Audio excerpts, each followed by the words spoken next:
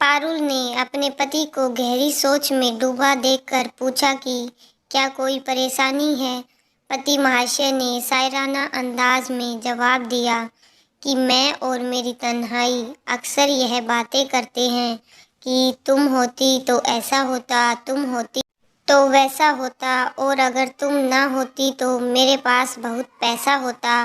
पारुल ने कहा, आप घर में चाहे कुछ भी मजाक कर लिया करो, लेकिन अपने दोस्त रौनक की हर समय खिल्ली ना उड़ाया करो।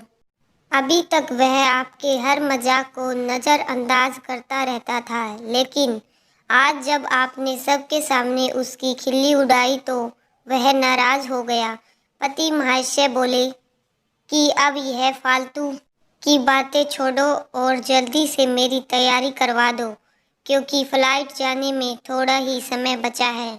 कुछ ही देर में श्रीमान जी टैक्सी में बैठकर घर से निकल गए।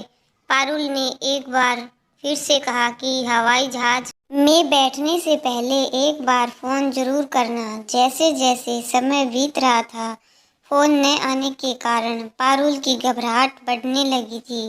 इतने में फ़ोन की घंटी बजी और दूसरी तरफ से पति महाशय घबराई हुई आवाज़ में बोल रहे थे। उन्होंने बताया कि एक औरत ने अपना बैग पकड़ाकर कहा कि मेरे पास सामान कुछ अधिक है, मैं आपसे हवाई जहाज़ में बैठते ही बैग ले लूँगी। जब कस्टम वालों ने वह बैग खोला तो उसमें बहुत कीमती हीरे थे। अब यह लोग मुझे गिरफ्तार करने की बात कर रहे हैं। पारुल ने कहा कि आप अपने दोस्त रौनक से बात करो, उसके पिता भी तो कस्टम विभाग में ही काम करते हैं। न चाहते हुए भी जब पति महोदय ने रौनक से बात की तो उसने झट से अपने पिता से कहकर सारा मामला सुलझा लिया।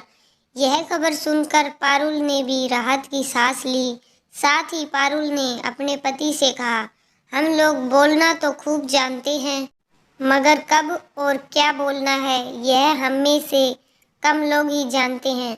आप शायद अभी तक यह नहीं समझ पाए कि हंसी मजाक करना बुरा नहीं, लेकिन हम लोग एक दूसरे के साथ हंसने की बजाय एक दूसरे की खिल्ली उड़ाकर ज़्यादा खुश होते हैं। पारुल की बात से सहमति जताते हुए मैं भी दोस्तों आप लोगों से यही कहना चाहती हूँ, दोस्तों का उपहास उड़ाने की बजाय यदि एक दूसरे की इज्जत का ख्याल करते हुए मजाक किया जाए तो यह हर किसी के जीवन को निखार सकता है।